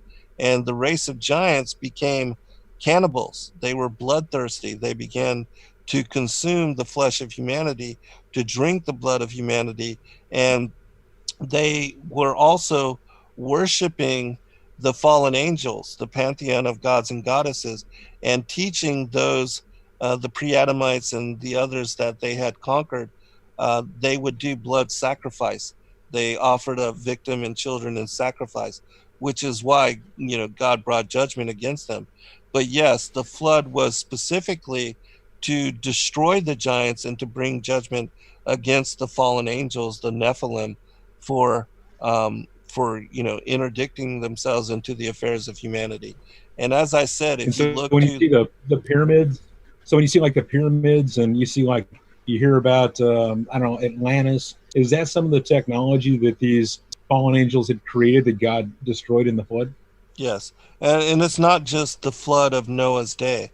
As I said, and as I've been talking about with my new book, The Pre-Adamites in the Antediluvian World, Genesis 1:2, where the world that then was destroyed. The word there in 2 Peter chapter 3 is perished, which means completely annihilated, rendered useless, destroyed, becoming an indistinguishable ruin and a deserted wasteland. So God destroyed that world age, which was, again, a judgment against Atlantis and the fallen angel technology. And then he recreated the earth, repopulated it for what is the last 6,000 years of the modern age. And that, that's why we see in the last 6,000 years, that is the story of Adam and Eve, the fall of humanity, the redemption through Christ. All of that occurs in this world age. And in 2 Peter, again, chapter 3, it tells us that the first world age was destroyed by water, and that the second world age will be destroyed by fire, and that the elements will be melted in fervent heat. And at the end of days, this is exactly what's going to happen. Part of the judgment of the wrath of God being poured out on the wicked and those not written into the books of life is that the stars are going to come crashing down to the earth. And it tells us in the Sibling Oracles, book 2, the revelation of St. John the Theologian, in one of our books called the Great Commission 3, the End Time Apocalypses, that the stars crashing to the earth is what's going to set the earth ablaze, and that everything, all flesh, will be destroyed in preparation for the coming of Christ as the bridegroom, and that the earth and the heavens will be recreated before Christ comes again and steps upon the earth in second advent. And then when he assumes his judgment seat. What's that? How much of the stuff that we read in Revelations do you think are like metaphors? Because a lot of the stuff you're talking about right now, like the stars crashing into earth, and talk about the dragon's tail in Revelations, how much, like when you read the book of Daniel and other things where people are interpreting things, how much of that do you think is like metaphors, and it's not like word for word how it is in the Bible? It's actually just something that is being described in their terms, thousands of years ago versus how we would see it today. You know what I mean? Well, like when you're saying the things are like the flesh is going to melt off, stars are going to fall, dragon's tail will knock all the stars out of the sky, stuff like that. I mean, is it verbatim, or is it just kind of something that's like a metaphor of sorts? I mean, the first thing that comes to mind for me is, nuclear weapons. I mean, that would very easily fit into that description. Well, I think that's going to be part of the scenario of what unfolds at the end of days. But with regard to the complete destruction of the earth, this is going to be done by God, and that will be the stars come crashing down to the earth. But certainly the Battle of Armageddon, that the Antichrist will use all technology that he can to come up against the return of the Messiah, and that he's going to surround Israel, and that it speaks about the skin melting off of people's faces, their eyes bulging out of their heads, and things of that nature. And that seems to be, some kind of nuclear happening. But with regard to, if you watch CNN, it's coronavirus. Yeah. Right. Yeah. Well, listen, Robert, I love you, brother, but we've got a half hour left. We got 9 people waiting. All right, man. Thanks for your call. I appreciate you calling in. We'll talk to you soon. Tell your son hi. I saw your son in the chat. Oh, and my girl says that you've got a sweet pool, and it is beautiful. We'll talk to you soon. Thank you. God bless. All right. Let me just do a couple of quick thank yous from the audience. Let's see. Denise says she's not calling in tonight. I've got too many questions and comments. It would be a show in itself, but thoroughly enjoying Zen Garcia's insights. What are Zen's thoughts on the missing 14 books that were taken out of the Bible? Do you have any quick, succinct thoughts on that, or is that something? They're not missing. They're just simply the Apocrypha. Mm-hmm. And the original King James was an 80-book canon. Okay. And they did remove them when they created the printing press, because they didn't want to have to publish the King James Bible that thick. And they edited for ease of printing. Okay. Exactly, yes. All right. Michael Cole says, I have info to share. Well, let's see if Michael, if you're on the phone, and we'll take your call next. Here he is, Michael Cole, the inventor of the one flush toilet. You guys, this is a very intelligent gentleman in his own right. Michael invented a toilet that can be 3D printed and only uses 1 cup of water to flush, and it's effective. So we've talked about this a couple of times on email. But Michael, are you there? Yes, I am, Red. Welcome back to the show, buddy. Oh man, it's been a while, but shoot, I got so much to share. It would be a show in itself, but yeah, I love the show so far. It's awesome. So to me, I am a Christian. I got to start off with that. But I know that to do the whole pitch of the toilet thing, I don't want to talk about that right now. We'll do an interview for that later. But anyway, okay. So the Bible to me, even though that I am a Christian, the Bible to me is Swiss cheese. Swiss cheese. It is filled with so many holes. It is unbelievable. So I mean, I can even talk about David in the lion's den, where, how he actually survived in the lion's den was he actually covered himself in oil. Oil is unscented to humans, but to animals that he won't be smelled. Moses going up to the top of the mountain to bring down the tablets for the 10 Commandments is extremely similar to how the Mormons actually got started. Wasn't it Jebediah Smith or whatever that went and found some tablets, and then nobody else could see the tablets? Well, Moses did the same thing. He's like, I got some commandments here from God, and all you guys are worshiping an idol, and then, I'm going to smash the tablets so nobody else can see them. Oh, wait a minute. Is that not the same exact story of how the Mormon religion got started? Well, it's to be almost fair, like they did is repeating itself. To be fair, it did come after. But Zen, obviously, the books of the Bible, we know that they've been edited over time. Some have been taken out. What can we say for people who doubt it simply based upon things that don't make logical sense the way that they're written? Well, yeah, I do believe without a doubt that much has been edited, especially the names of the Most High God, the Father, and the Son as well. My son just recently did a book called The Word of the Lord, and he shows how in the Aramaic Targum, you have the translation for the Word of the Lord found 219 times in the first 5 books of Moshe in the Pentateuch. But in the King James, there's only 11 mentions of the Word of the Lord. Mm-hmm. And so over 200 times, the Word of the Lord, which we know is Christ, and his relationship with the patriarchs and Israel has been removed. And so, yeah, there is much that has been redacted, even in the Targum, which if you don't know what the Targum is, it's the Aramaic translation, the first translation of the Hebrew Torah into a different language, in this case Aramaic, and it dates back to the diaspora, when the temple was rebuilt in the 4th and 3rd century BC. And so it's the oldest translation, and we have an English translation of this Aramaic that is 2,000 years older than the King James. And when you read and study from this particular rendition, you get great insight into a lot that is ambiguous within the King James. And so I recommend people check out these translations, and you'll see that even serpent seed is found within these scriptures and is knowledge that was once commonplace. And so, yeah, there's a lot of things. But I would also say that the King James is without a doubt inspired, and this was proven by Ivan Panin, who did and shows that mathematically it had to have been inspired by God in order for it to be basically encoded with the formula that he's able to bring forth.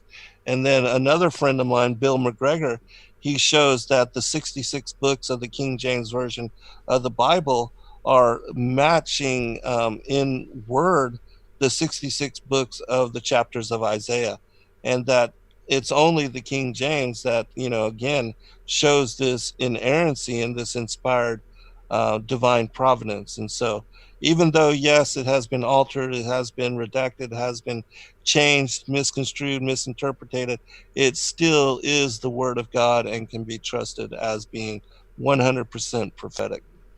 Michael, sometimes you have to just continue to have a little bit of faith, and it'll carry you through. But I also think you should go to Zen's website and check out his books. It's an incredible library of material. Oh, absolutely. Yeah, and you almost have to have faith. I mean, even with the story of Jonah getting eaten by the whale or the fish, it was my dad that actually pointed this one out, is that Jonah was inside of a stomach for 3 days. So what would you look like after you exited a stomach from 3 days? You would look like death rolled over. Yeah. Those people, they were like, okay, this guy says he saw God. Yeah, he definitely saw God. Just by looking at him, he would look like a walking skeleton, a walking corpse. So, even Shadrach, Meshach, and Abednego, there are parts of the Bible that, you have to believe in faith. So, yeah, I am still a Christian, but I definitely know that the Bible is full of holes. But definitely, I will check out your website too. And also, there is a Nephilim that was unburied. I don't know if you guys saw this. Is there a chance that I can share this link, or maybe even just the video of it? Email it to me. I've got my email open. Okay. I'll pull it up at the end of the show. Okay, yeah, I'll send this email link to you, or the YouTube link to you, and it is a Nephilim that they unburied. He's alive. He was alive. He was in a stasis kind of a state where he was just kind of sleeping. But yeah he's surrounded. They unburied him, and he's in Iraq. He looks like he's just sleeping. And yeah, he opened his eyes and then died shortly after. Well, yeah, definitely send it over, Michael. Awesome. Yeah, you're going to have to see this. It's pretty awesome. And also the Smithsonian's taking over all of the giants. Yep, that one I think you can find. Yeah, from what is it? The Universe Inside You is another. Yes, I subscribe to that. Yeah, right. Giants emerging everywhere. Yep. Is the name of that? Yeah. Oh man, they are everywhere. Yeah, I love that one. So I'll send you a video of this link, and it took me a while to find this. The Nephilim guy. But yeah, hey, have a good one, guys. You too, God bless America, and God bless Donald Trump. Where we go one, where we go all. God bless you. Where we go one, we go all. Talk to you soon, Michael. All right, so Munch Muffer asks, is there any truth to Cain-looking Chinese? And then also, Christine is here. Lady Warrenon. How you doing, Lady Warrenon? Any truth to that at all, Zen, that you could attest to? No. In fact, what I know of Cain is that he was described as having a seraphic appearance, which seraphic is serpentine. Okay. Oh, I remember you saying that last time. Untitled 82 asked, question, what was the point of the flooding? And luckily, when Robert was on the phone, we were able to answer that. It was for the angelic corruption.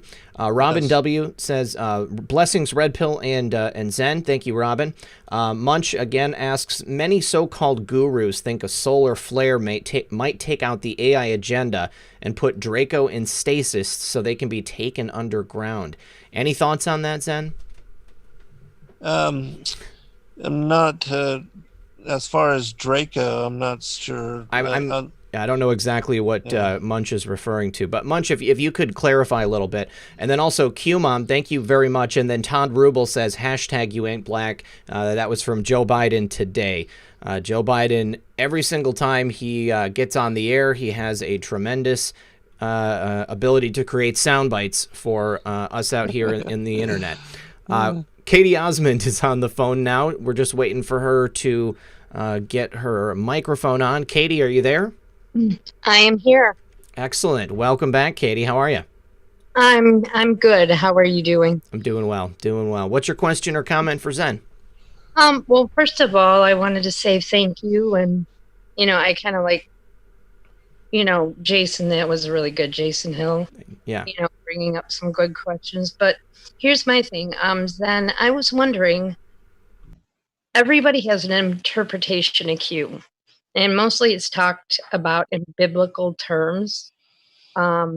And we're going to leave that alone, right? Because everything will blow up. Sure. But are you familiar with Q? The lost. The Gospel of Q. Yeah. Yeah. The teachings of Jesus Christ. No, I'm not. Okay. Yeah, that's something that I have. I mean, I've seen the book itself. I've never been able to read it, but apparently it's been around for a long time, and I know other people who have read it. But that was actually something I was going to ask you, Zen. I mean, it's teachings of Q. Yeah, the lost. I believe it's called the Lost Gospel of Q. If you go on Amazon or something, then you can find the book rather quickly. But I would love for you to check that out, and then I definitely will. Yeah. Katie, what do you know about it? Well, basically, it is the lost teachings that were withheld from Jesus Christ. Of course, we know Jesus Christ was about knowledge and ascension. It's a connection between the mind and the heart, which is to help you ascend to heaven. But he was trying to teach us how to be as God intended us to be, the Father. Mm-hmm. And I just, it's controversial for everybody, I think, because some people are like, oh, well, they found these actually buried. Mm-hmm. And they were brought forth. So there's a gentleman on there, his name is Tom something or another, and they wrote and they put everything together. The beautiful thing is it matches up with actual scripture in the sense of the original Hebrew Bible and then King James Version Bible. And everything matches up like exactly. So that's pretty cool. Well, yeah, Zen, please, if you can look into it. And I've got it here. I will definitely order it. Awesome. Thank you so much. All right. Well, Katie, thank you so much for your call. I appreciate you. Yeah. Thanks for mentioning it. Yeah. All right. Absolutely. Have a great night, you guys. You too. God bless. You too. We'll talk to you blessed. soon. All right. Awesome. I'm so glad she brought it up because I wanted to mention it to you. Crypto Beatles asks, please ask Zen if the forbidden fruit Adam and Eve betrayed God by could have been sex. Where we go one, we go all. Also, he wants to talk to you more to maybe have a conversation with you. So I'd be happy to put you guys in touch. Robert's a great guy. He's got his own channel on YouTube. I've appeared on there before, but. Do you? So, what do you think about that, Zen? I mean, is it the literal fruit of the tree, or is it an allegory?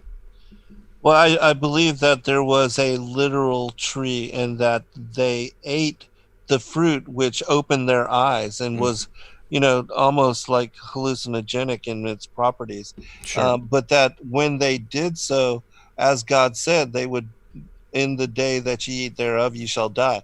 And so they came under the authority of death. They lost their bright nature. They were turned into animalistic, beastly nature, as we are now. And their genitals appeared. And then afterward, the serpent pounced upon Eve and corrupted her, sexually corrupted her, as Paul says. And that then she given the fruit to Adam. He repeated the act with her and impregnated her with Abel, which is again why we see in Genesis 3:15 that there's going to be enmity between the seed of the woman and the seed of the serpent. The seed of the serpent was Cain. The seed of the woman was Abel. Eve is called the mother of all living. Adam is not. And that when Abel was born and murdered by Cain, then 130 years later, they had a child named Seth, whose name means substitution, replacement, and compensation. And it is through Seth that the generations of Adam are then propagated. And we see that Cain and his first 10 generations are found in Genesis chapter 4, excluded and separated from Adam's line. Okay. All right. Thank you again, Robert.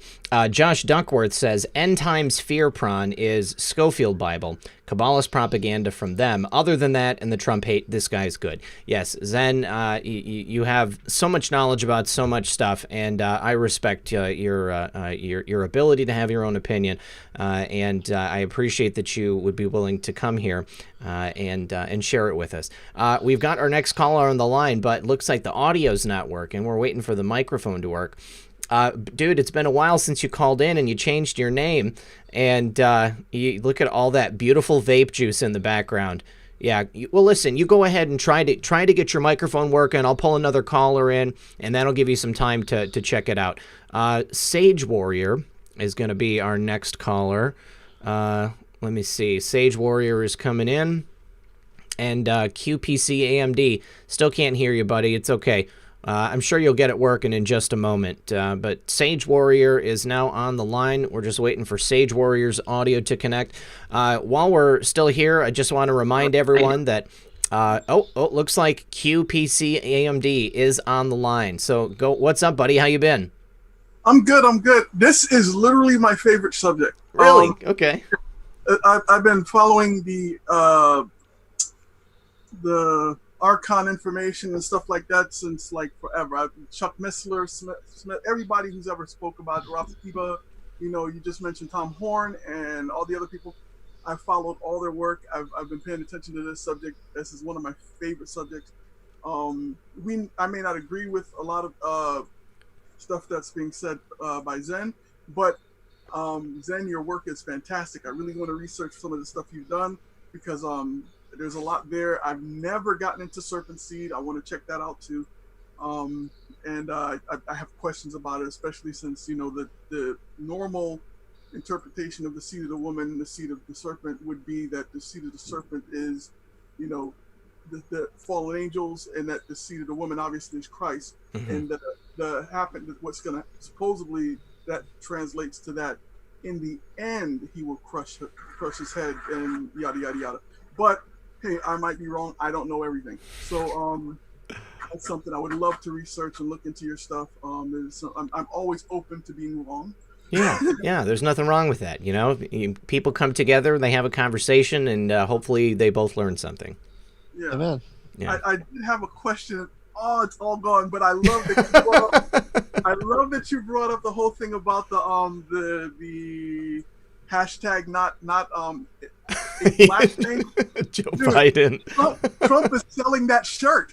Is he really? That's genius. Yes, it's on Facebook. He's posted already saying that hashtag ain't black or whatever. You ain't black. Yes. And I was right next to it, the quote Joe Biden, and he's selling it right now on his site, $30. Joe Biden is basically the merchandising arm for Donald Trump's campaign. I mean, every time he opens his mouth, he gives a new soundbite. Every day, I think one of his handlers is going to step in, or he must be wearing like an earpiece. Somebody's got to tell him what to say. I don't know that if it's hubris and he doesn't think that he needs the help, or if he truly, is in the throes of dementia. But there is just something going on, and from the look of it right now, it would appear that the Democrats never want to hold the office of the presidency again, because there's just no possible way that Joe Biden could beat Donald Trump. I mean, all they need to do for Donald Trump to win, just keep putting Joe Biden on television. That's it. Okay, case closed, game over. Keep letting them talk. And the thing is, I honestly, personally don't think that Joe Biden could possibly win, mm-hmm. But the shenanigans that's going to happen. What they plotted the last time. That how they try, and especially everything for the large part of it, I believe, will be mail-in ballots, and they can really manipulate that. Trump's better get on that ball on the whole, the real ID thing as far as ID. He has to get on that. You brought up the Q thing. Someone else brought up the Q thing today, and I mentioned it before, but I don't quite trust the prophecies, because I don't think they're prophecies, because we do know what the Bible says about prophecies. Don't come true, then it's not from him. But again, I don't know all. I'm very open. I really dig the Q stuff. I see the validity and the good stuff in there, but I do think it's the New Age, and I think I can't trust New Age at all. So that's just not. And when you hear him bring up that stuff, especially the stuff like Nasara and stuff like that, as much as there's massive holes in Nasara. Please, can I please say this? Just one thing. Please go ahead. Go ahead. Nasara, if it's backed by gold, if it's money backed by gold, and it's in a trust, it only accumulates anything. Doesn't matter what it is. The only way it can accumulate any interest. Thank you. Yep. Is that it's turned into regular fake money. Right. So no, I believe me, I am not sold on Nasara myself, and I kind of want to leave it at that, because there are many people who are researching Nasara, and I like I said, I have yet to be convinced. So I don't even think I'm going to do a Nasara show ever again. I mean, there are other people who are covering it in depth, and it's just, for me, in order for me to be convinced of Nasara, it's going to need to be enacted. I just, everything that I've read, all the people that I've spoken to, all the research I've attempted to do on it, I mean, I'm just going to have to see it. And I know that there are some real world things in place, but until we actually see it in action, I just, the proof is going to be in the pudding for me with regard to that. Yeah. Yeah. The girl, I don't want to step on Q's feet because I dig him. I really do like that you cover his stuff, and I really do think there's some very, very valid. I believe he's right next to the president. Mm-hmm. I believe all that stuff. But there is a girl out there called Alexandra, probably Alexandra, who does a really good exposition on Q, mm-hmm. in which would really helps when you look at how it's written out, how it's put out. Mm-hmm. You can see her point. I'm not saying anything more on that one. And on the Book of Revelations, if you really want to I've studied the Book of Revelations probably more than anything else. Like I mentioned, Chuck Missler Smith, and people like whatever you can name them. I've studied all their work, but the most concrete line that I've ever seen is one that me and my mom are going through right now. She's actually looking at it right freaking now. If I open my door, you would hear it. Sweet. It's by Cornerstone. It's a Cornerstone Church, I believe. But if you look up just Facebook YouTube, Cornerstone Revelation. That's cool. All you have to look up, and you'll see a playlist for like 65. There's really 66 videos, but they're still trying to upload the last one, even though it's there. It's just like it's private. And the last 10 they've uploaded because I told them you have to upload it, and that's cool. You can see on every last post after that, when she posts them up, you'll see thank you. It's all me just saying I'm paying attention that y'all are putting it up. That's awesome. That series, and I've already seen the last video. I've seen them all because I went to their website. But nonetheless, the point I'm trying to make is that that's the best exposition on the Book of Revelation I've seen so far. I really want to check out this dude's work. I can't wait to go look up his book. And thank you very much for letting me on. I really had so much more to talk about. I can't remember any of it. No problem. I wrote them down like I did last time.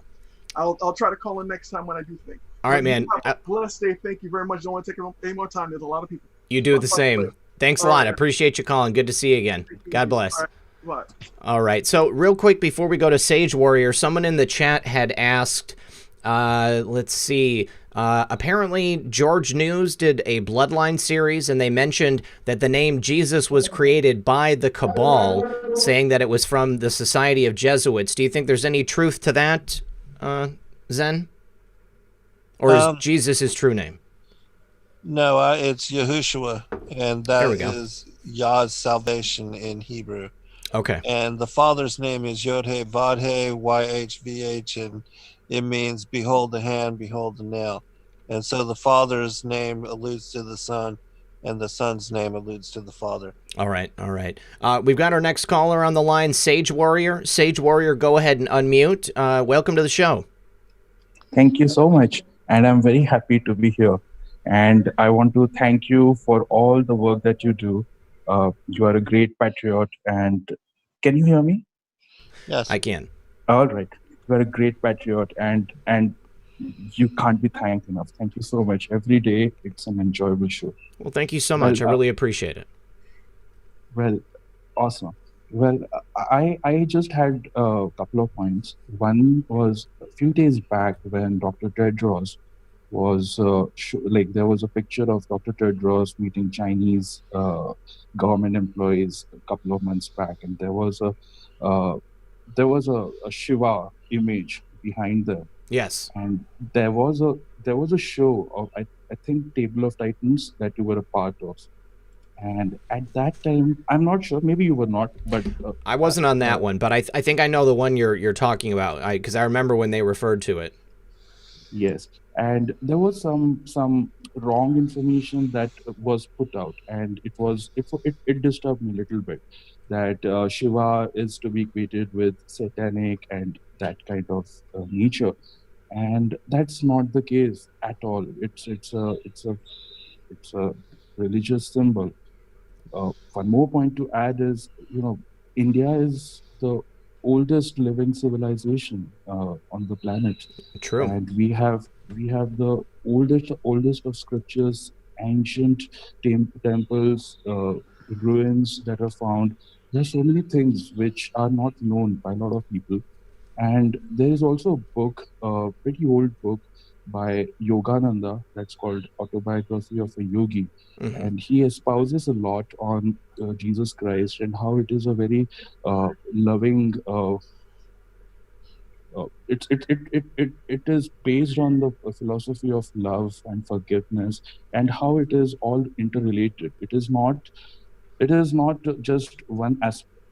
It is not just that it is the only thing. It is not the only absolute. Mhm. But if you look into India's culture, you will find that there are various forms of reaching God, and devotion and faith are probably the most important aspects of it. But it's not the only one. Then you have yoga, you have tantra, you have scriptures, you have knowledge, pursuit of knowledge, so many things. And when I was listening to Zen Garcia, there seems to be some references to the old scriptures and old history, but you might also would like to look into some connections to the East, because in the book by Yogananda, Autobiography of a Yogi, he did mention that Jesus had traveled to the East for a long period of time and had returned back, and then his actual story of miracle begins. What do you think about it? I think those are some excellent points, and Zen, this is something that I've considered in the past. Could it be that the ancient scriptures in Hindu, the Bhagavad Gita, and I know that there's quite a few, but could it be that that it is connected to Jesus in any way? I do believe so. In fact, if you look at the ancient stories, there's always the account of the Father, the Son, and the Holy Spirit being the feminine, the motherly aspect of the Godhead, and that these truths are found and have been spread worldwide, and that even in India they have aspects of this truth, in the same manner that they have aspects of, the deception as far as the connection to the fallen angels, that the pantheon of gods and goddesses, that's the discernment that one has to come to in understanding who the fallen angels are and how they changed, manipulated, and distorted what was the original truth, which again is the Godhead, as far as the Father, the Son, the Holy Spirit. But yeah, this truth was taught all over the world, not just. And as I said, the diaspora of the Atlanteans is that they spread after the destruction of Atlantis. They went to India, they went to Japan, they went to the Middle East, they went to South America, and in 6, 7 places, all these ancient cultures were seated with this ancient knowledge at the same time. But again, there has always been truth and then the distortion of truth, and it's trying to discern what is what that people have difficulty with. Because in every culture, you have the story of the truth of Christ being Savior Messiah, that he would redeem us, come through into mortal form. But then you have the fallen angels establishing the worship of the pantheon of gods and goddesses and demanding blood sacrifice. And so that's why it says in Revelation 12 that the ancient dragon, that old serpent, deceiveth the whole world. And so there's truth found everywhere as well as deception, and it's wading through them to understand the underlying connections of all things that is difficult. Sage Warrior, I want you to make sure you call back into the show. I appreciate you calling in, and everything I know about the Indian culture, I absolutely love. My mom and I eat at an Indian restaurant every Easter because we don't make food at home any longer. But listen, we're already at the end of the show, so I just need to thank you for your call, and please do call back again. Appreciate it. Thank you so much. Thank you so much. We'll see you. God bless. Bye. All right, guys. So Chi-Chi and Muffin clearly need to go outside. They are scratching at my legs. I need to say thank you to Zen for coming on the show. Chi-Chi recently had surgery this week. He's doing really good, guys.